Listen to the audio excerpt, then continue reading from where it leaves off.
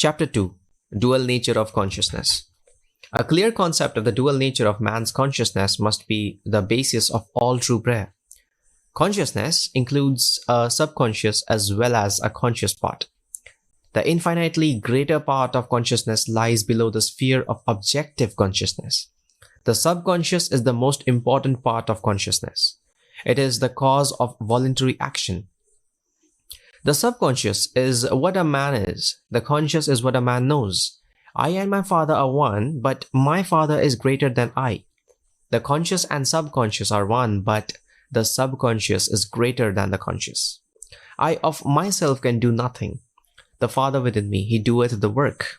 I, objective consciousness of myself, can do nothing. The Father, the subconscious, he doeth the work. The subconscious is that in which everything is known, in which everything is possible, to which everything goes, from which everything comes, which belongs to all, to which all have access. What we are conscious of is constructed out of what we are not conscious of. Not only do our subconscious assumptions influence our behavior, but they also fashion the pattern of our objective existence. They alone have the power to say, let us make man objective manifestations in our image, after our likeness. The whole of creation is asleep when the deep of man is awakened to objective existence by his subconscious assumptions. Within that blankness we call sleep, there is a consciousness in unsleeping vigilance, and while the body sleeps, this unsleeping being releases from the treasure house of eternity the subconscious assumptions of man. Prayer is the key which unlocks the infinite storehouse. Prove me now here with, saith the Lord of hosts. If I will not open you the windows of heaven and pour you out a blessing, that there shall not be room enough to receive it. Prayer modifies or completely changes our subconscious assumptions, and a change of assumption is a change of expression.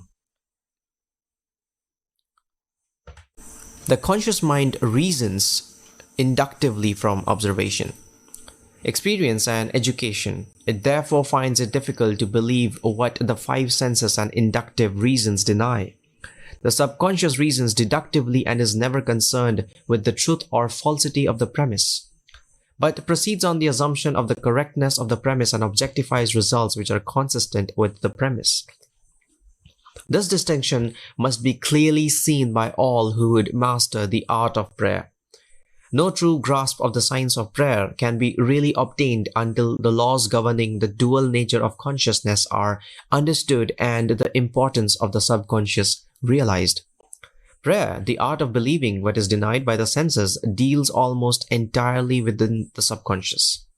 Through prayer, the subconscious is suggested into acceptance of the wish fulfilled, and reasoning deductively, logically unfolds it to its legitimate end. Far greater is he that is in you than he that is in the world.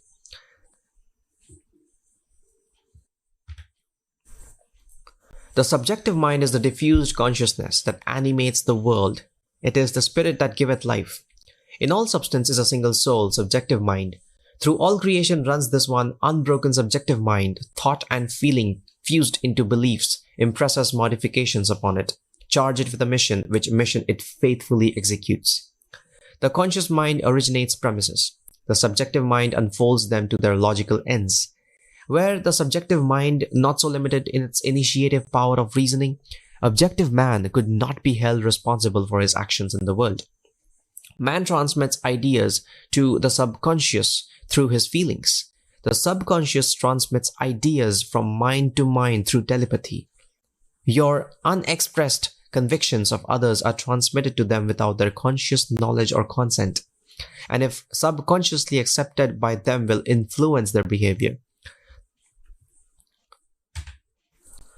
The only ideas they subconsciously reject are your ideas of them which they could not wish to be true any one.